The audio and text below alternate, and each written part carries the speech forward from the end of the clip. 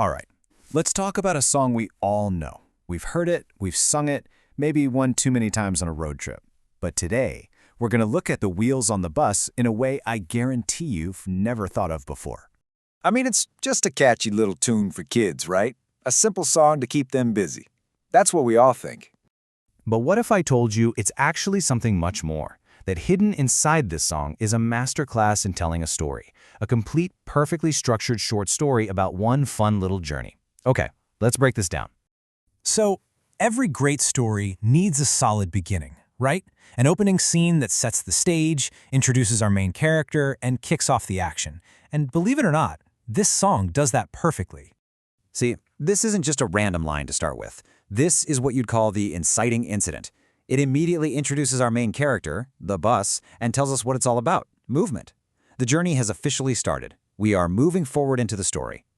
Now, once the story's in motion, the songwriter starts building out the world. And what's really interesting is that we don't start with the people. Nope. We start by bringing the bus itself to life, giving it a personality through all its different parts. And notice, each of these lines is more than just a description. It's world building using our senses. We can hear the doors, we can see the wipers, we can almost feel the motor rumbling. The bus stops being just a thing and starts becoming a living, breathing character in our little adventure. Let's think about this one for a second. The sound of the wipers. Swish, swish, swish.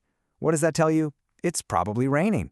Without ever saying it was a rainy day, the story creates atmosphere. It even gives our hero, the bus, a little obstacle to deal with. And the signals?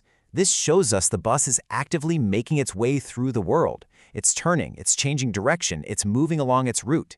This isn't just a straight line to nowhere. This is a real journey, and the plot is literally moving forward.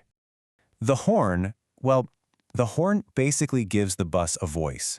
It's how it interacts with everything else out there. Other cars, people on the sidewalk, the general chaos of a town. It gives our main character a way to make its presence known. Okay, so the setting is established. Our main character, the bus, is fully fleshed out. Now the story brings in its next super important layer, the passengers. This is where we get the emotion, the drama, and really the heart of the whole thing. And look at this cast. You've got the general people, which sets up this idea of a community, but then it zooms in on a family, the babies, the mommies, and the daddies. It's like a tiny slice of society all sharing this one ride together. And right here, this is a perfect example of the story's central conflict. The babies cry, that's the problem. And what happens next? The mommies go shh. That's the reaction, the attempt to solve the problem. It's a perfect little dramatic moment. You get tension, and then you get a resolution, all in 2 quick lines. So right after the tension of the crying and the shushing, you get this line. And this acts as the emotional peak of the story. It resolves that mini drama with this really warm, reassuring statement of love. It's a beautiful little touch that ties that whole family dynamic together. So we have the bus and its actions, and we have the people and their little drama. But what is it that holds all these different scenes together? Well, the answer is in the song's brilliant and constant refrain. All Through the Town is like the glue for the entire narrative.